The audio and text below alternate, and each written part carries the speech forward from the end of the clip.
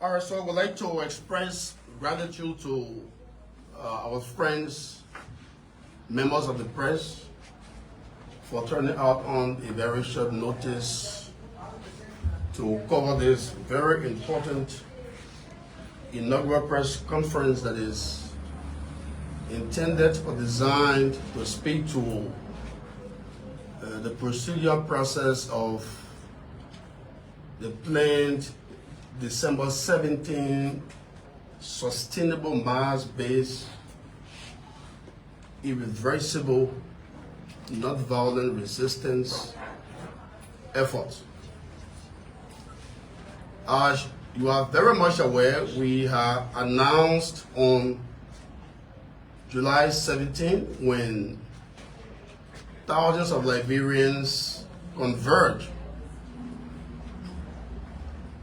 on Capitol Bypass to petition government surrounding issues of grievances, issues of valid concerns that pertain to the governance of the state, that pertain to the absence of basic social services for our country, for our people, the lack of inadequate educational structure for our people, the lack of inadequate healthcare delivery facilities for millions of Liberian citizens, the spread of crime, rising crime across the constituencies of our country, from the leeward counties to urban areas, the increase in police brutality that continue to victimize innocent and peaceful Liberian citizens, the spread of corruption, bad governance at different levels, the spread of lawlessness, and the general state of impunity across the country.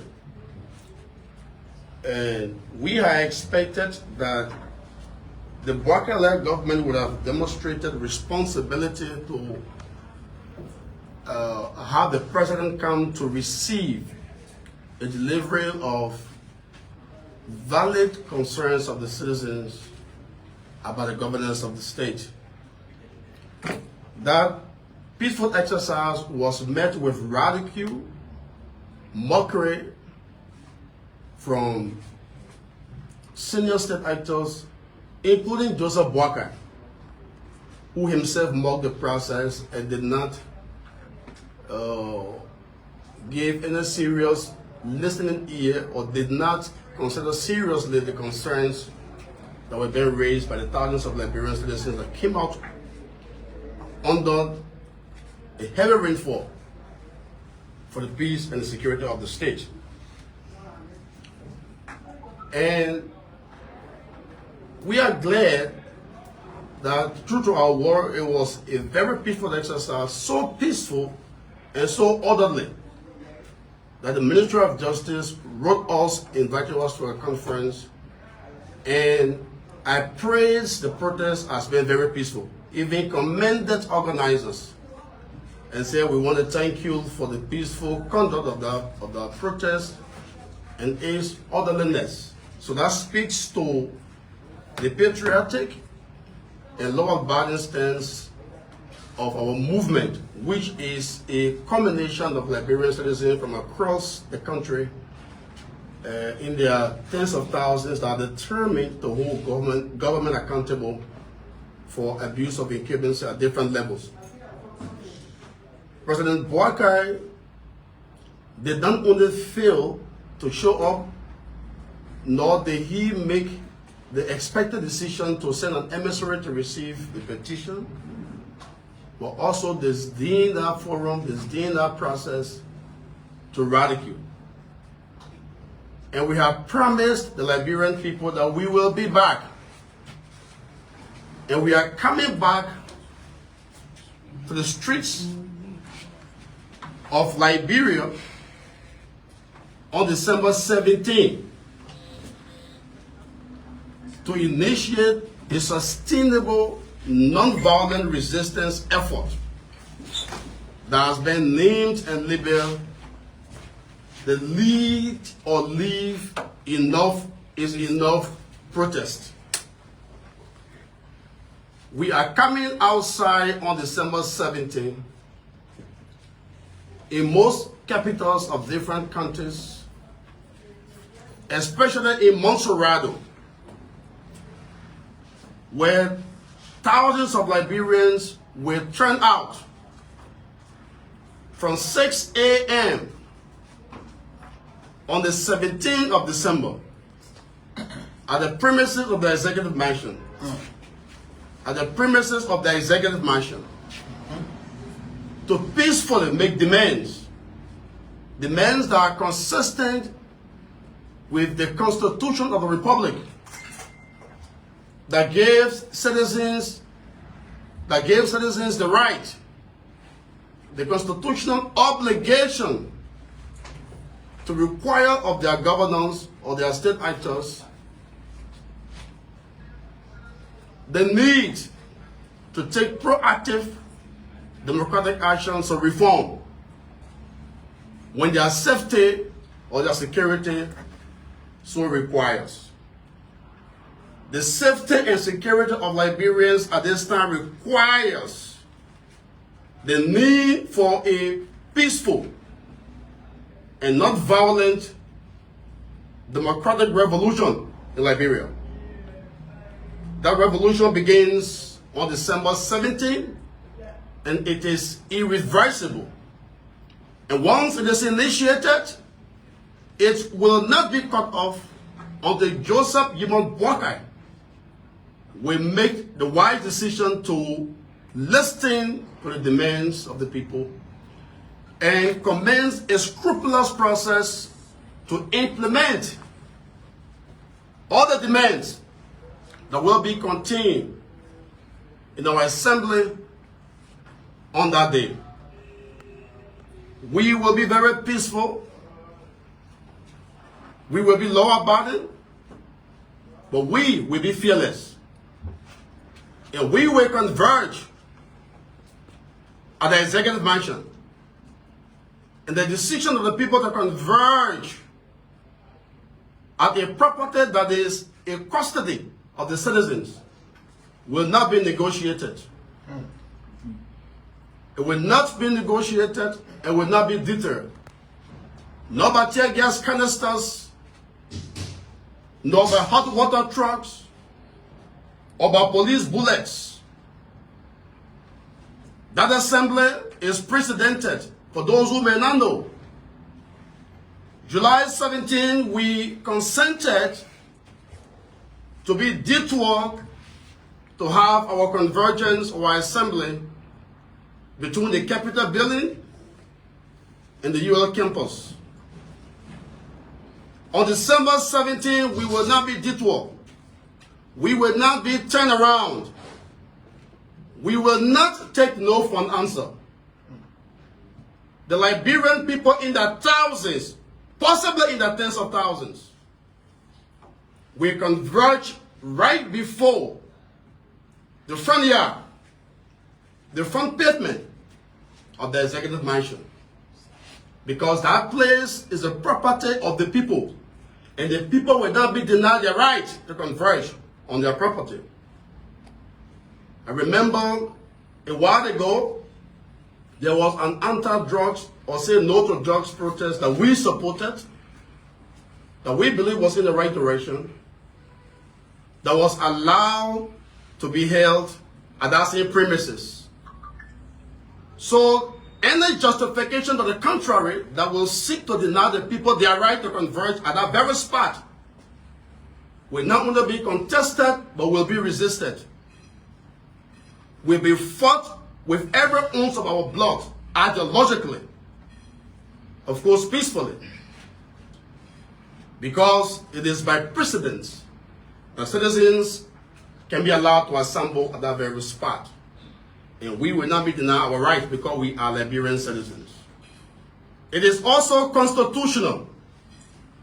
The law requires in Article 17 of our Constitution that every citizen has the right to freely assemble for the good of the state, to consult policy makers for the common good, and are also within the confines of the law to demand of their governors, their policy makers, legislators, senators, and the presidency necessary reform efforts that will address collective concerns about governance, especially in a country where police brutality has become so rampant.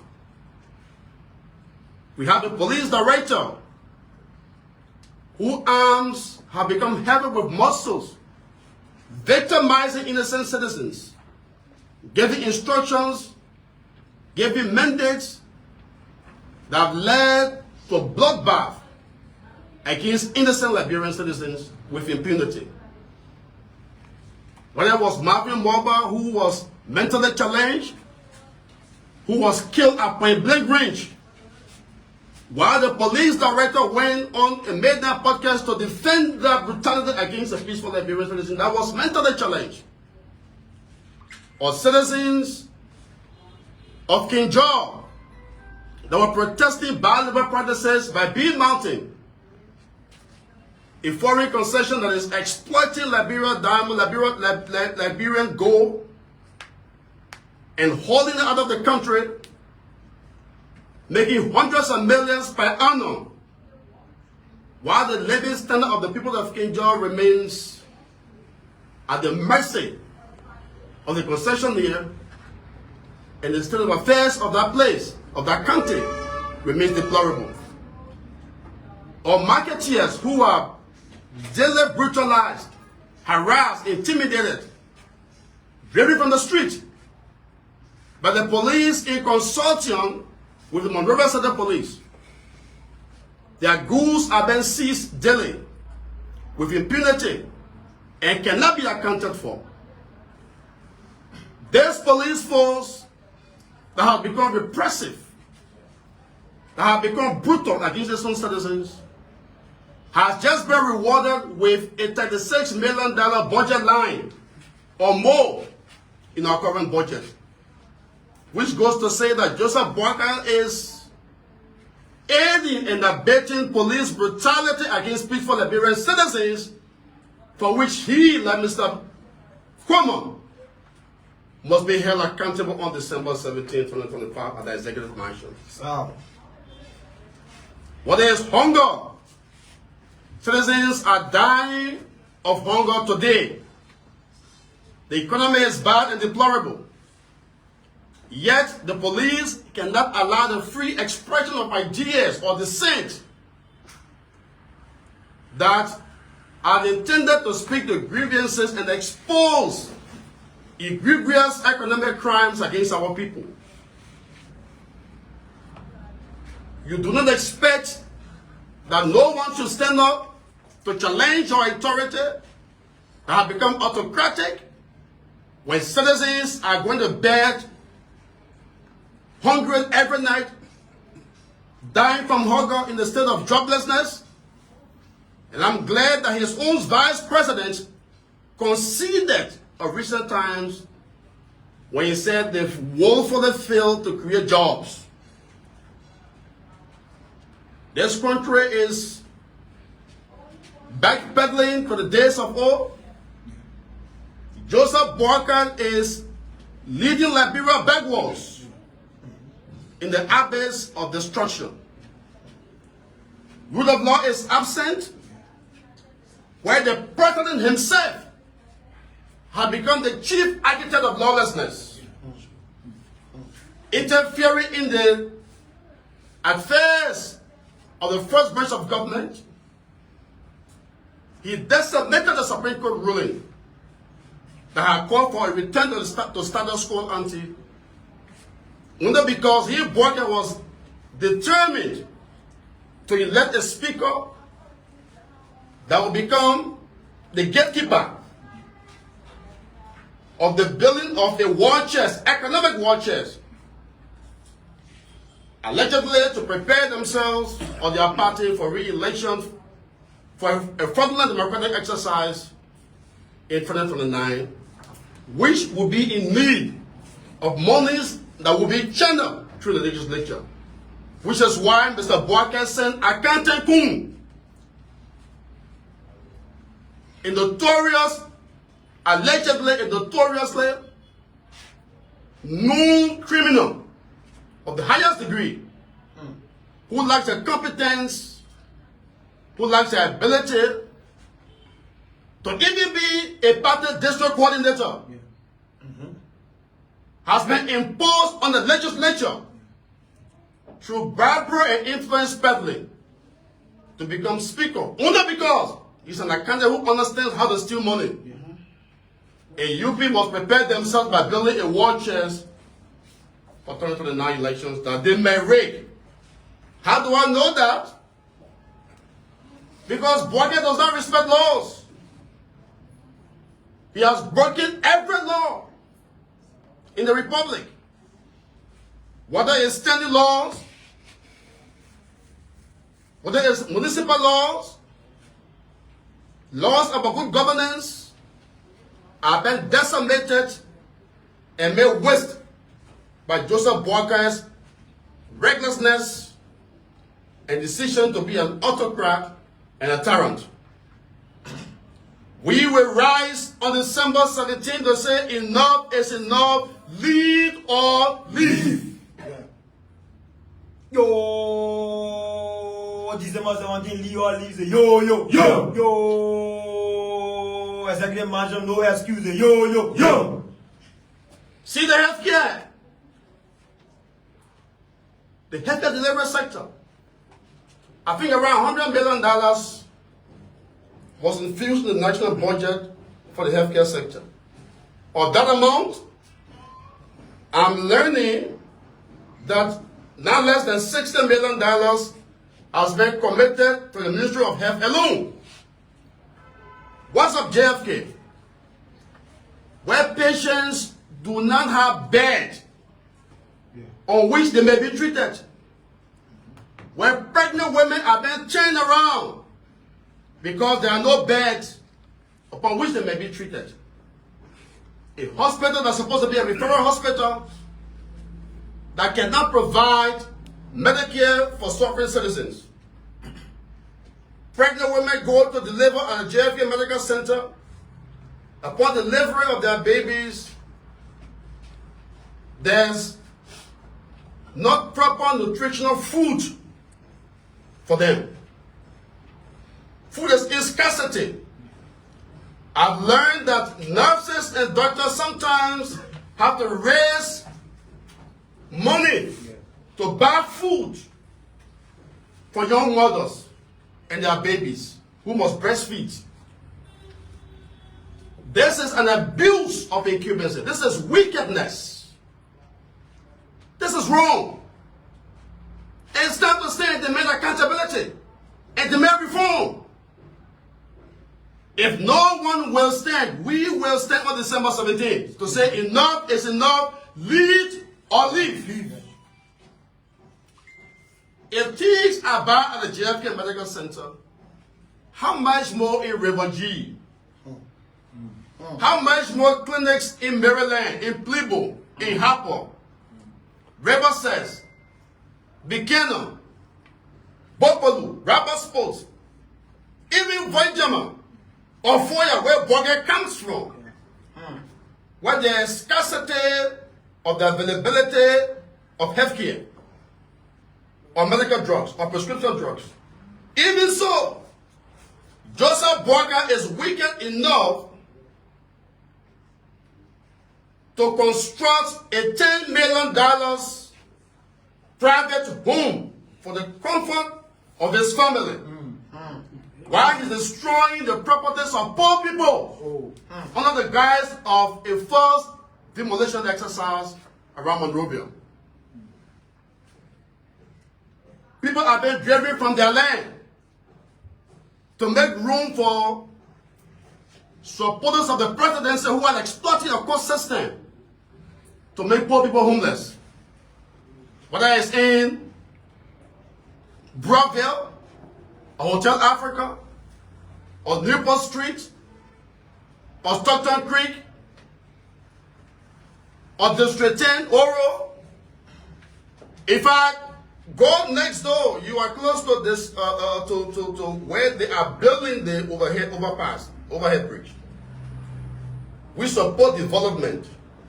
But if you are demolishing properties to build overhead bridge, and you are breaking poor people homes, so what is Calando's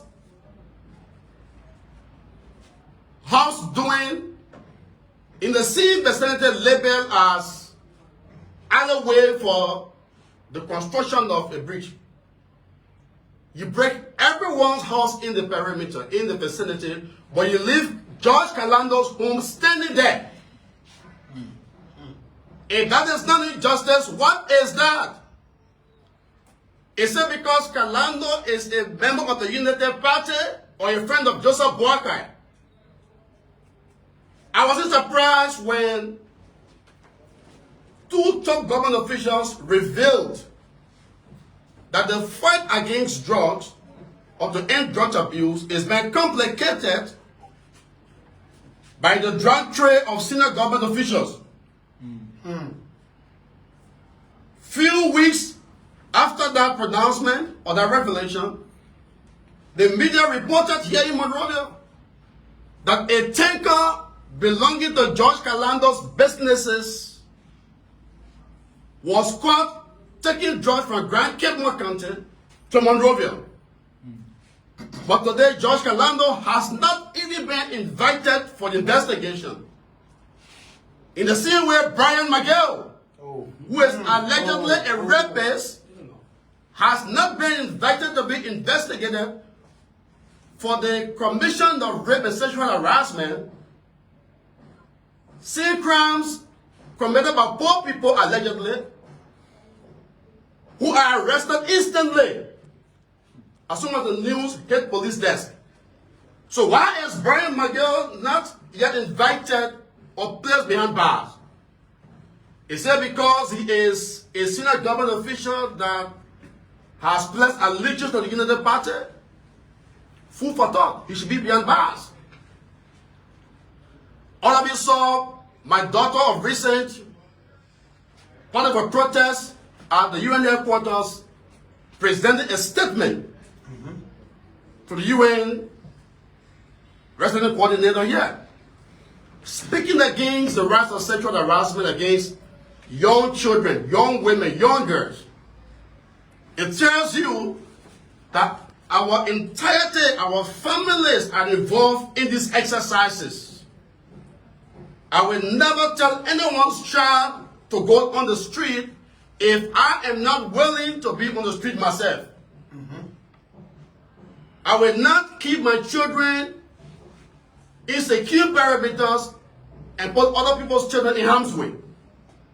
That's why any protest we call for, we will always be upfront.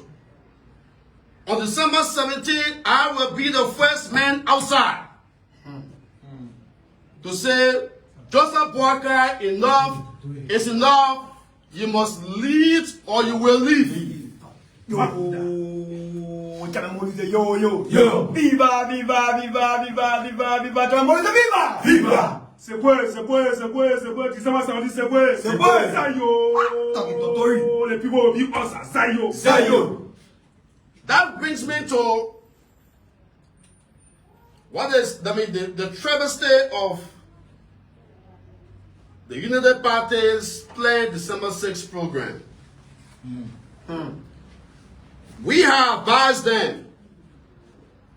We issue an official statement calling on President Boakai to withdraw. We're not against any political party building new headquarters. As a matter of fact, we think it is a commendable act. So regardless of which party you belong to construct edifices is part of the national development plan that we support. At the same time, we will not allow you to put your hand in the collective treasury of the state and take money from there to empower one party above other parties. That creates an unfair playing field that undermines democracy. That gives you an unfair advantage. If you are putting your hand in taxpayers' money to build party headquarters today, what else will you do in 2029 when it comes to the election of President Boakai or his re-election bid? The fact that officials of government in lucrative positions have been appointed publicly as members or leaders of a fundraising enterprise to raise money, to raise millions of dollars to construct UP headquarters, national headquarters, county headquarters, regional headquarters, logically indicate that taxpayers' monies are then used or will be used for that exercise. So what I see is this is an extension or a clever attempt to launder money.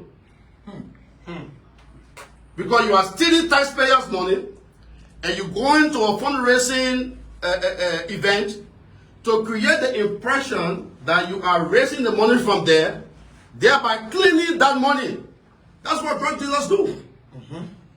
They steal money and build nightclubs, build bars, and create the impression that the money they got now, their wealth is traced to the running of that nightclub. But in reality, they already stole the money and are simply transmitting it through the nightclub to clean the money. So that event on Saturday is money laundering. UP is attempting to justify tens of millions of dollars through a fake and sham fundraising endeavor at the expense of the people's tax dollar. And we must say no to these things on December 17th. That enough is enough. Boakai must lead or he must leave. We will not be surprised that there will be a turnout. When you keep people hungry, there are no food to eat, and you come back to them to offer money to come to a rally, they will come. Because they're hungry. And this is not to disrespect them, but you kept them that way. So that is their strategy. It's a part of their grand plan. That's why the country is so difficult and challenging. That's why people are dying when they're hungry and dying from hunger. When you ask them about the economy, they say everything is going fine. Let me tell you one joke. If you want to know truly whether the economy is good or bad, don't ask regime supporters their opinion about the economy. They will defend and say everything is good. Just ask them, say, my man, I'm making me hurry. Say, my man, why are they hurry about the economy violated? They will speak the truth. That's the reality of the situation that we are confronted by on a daily basis. You keep people hungry. There are no jobs. Private sector cannot boom because there are no active private sector activities. And yet you stage a share fundraising program and you take millions of dollars from the tax coffers to create the impression that you are raising money on Saturday. I'm even hearing that why can't they raise $2 million US? That boy, so it justifies, it validates the suspicion. Who in Bon County? A country of large unemployed people that will give so much money till it reaches $1 million or $2 million.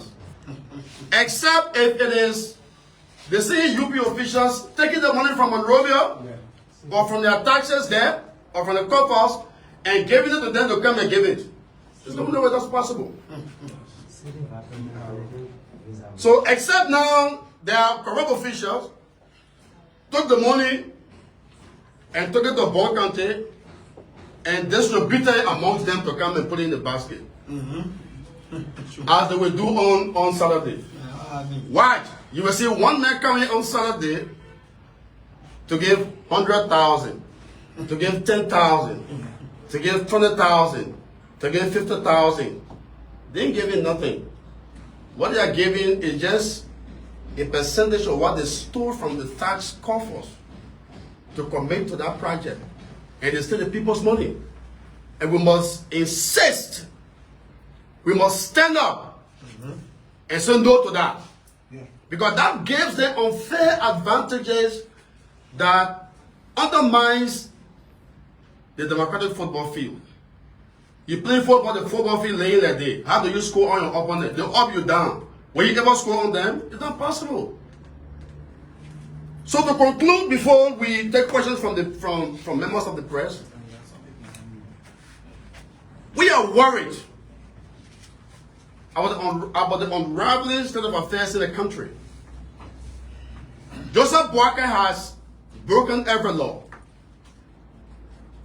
10 laws broken. Supreme Court disregarded and trashed. Joseph Boakai has weaponized the Liberian National Police. When he was inaugurated 1 month after, he deployed police force in Kinjal that killed 3 young people that were simply protesting for their right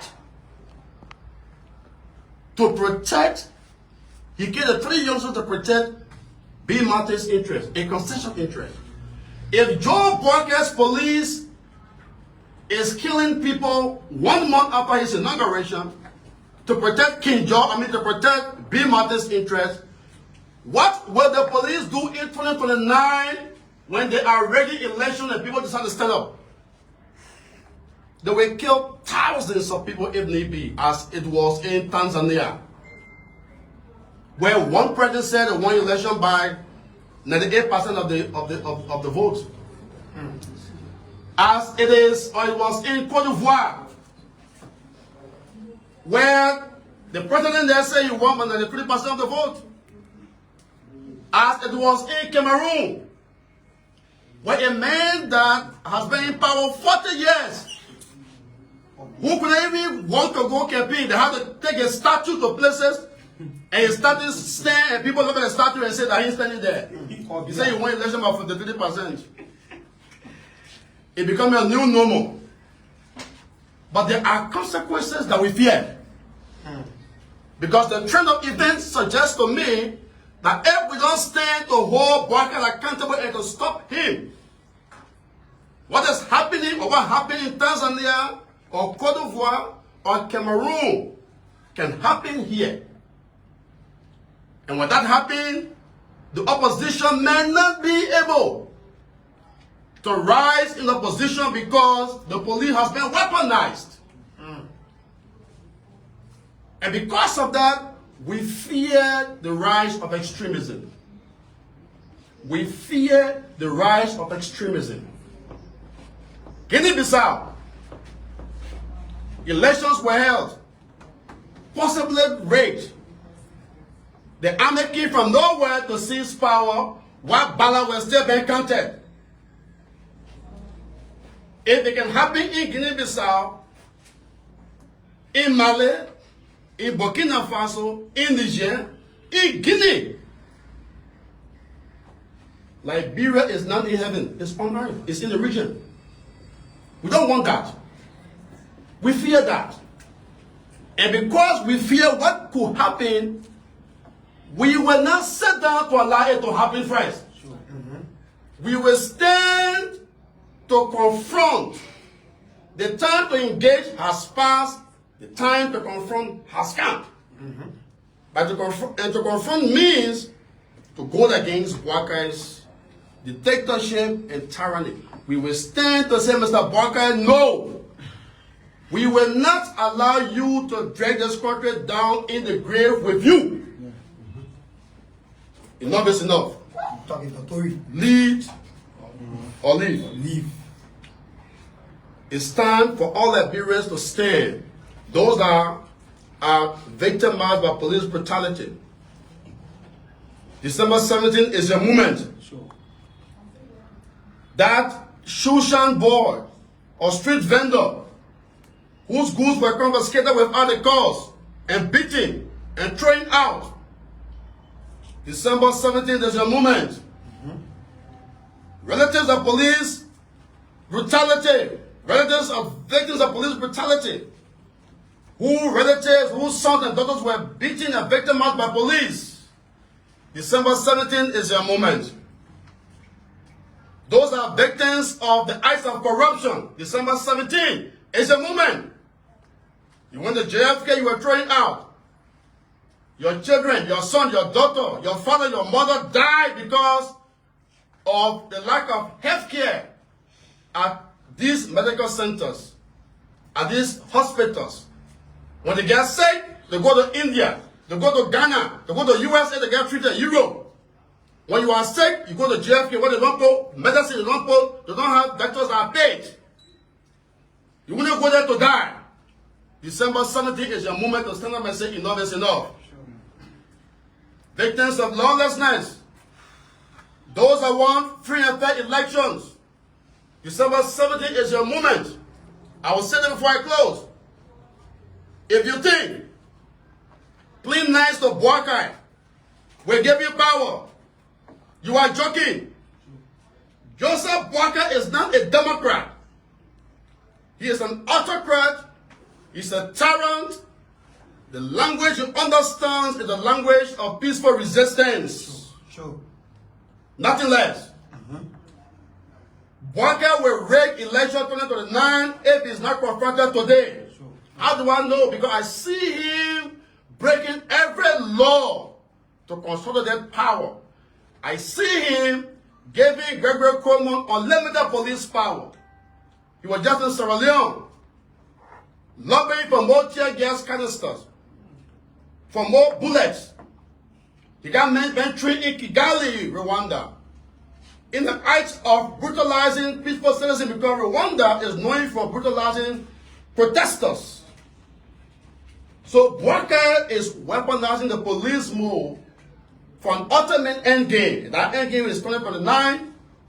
where he should have rigged elections if not stopped, and put police on the street to prevent you from protesting. Where do you go? Elections Commission. By 2027, they would have changed all the commissioners there by law. Supreme Court chair has been reformed. They are now appointing Daha Yupe at the Supreme Court bench. Bwaka Kane, that was just appointed, is a Daha ideological Yupes, unapologetic, that was sent there. Shenek Clinton, said Daha Yupes, she's the wife of Bwaka's best friend from Lofa. Even today, if there's a case at the Supreme Court where Bwaka picks the phone and call, they will rule in his favor. How much more election, post-election case? So, Bwaka is consolidating power. If you don't stop him now, there will be no 2029 elections. It will be a shame, and you will wreck it. And you can do nothing because they will put busters, gangs on the street in blue uniform to kill people, victimize them. The time to stop that is now. I do not have interest in who become president. I have interest in a level playing field for the people to vote their leader of choice. We will not allow one man, no matter who you are, no matter how tall, how powerful you are, to intimidate us here and create a climate of fear. We will not allow you to threaten us. We will not kowtow to your threats. We are fearless. We will come out on December 17th. We will march to the mansion. We will be peaceful, but we will be fearless. And we will not be stopped because our cause is just and God is with us. Thank you. Thank you.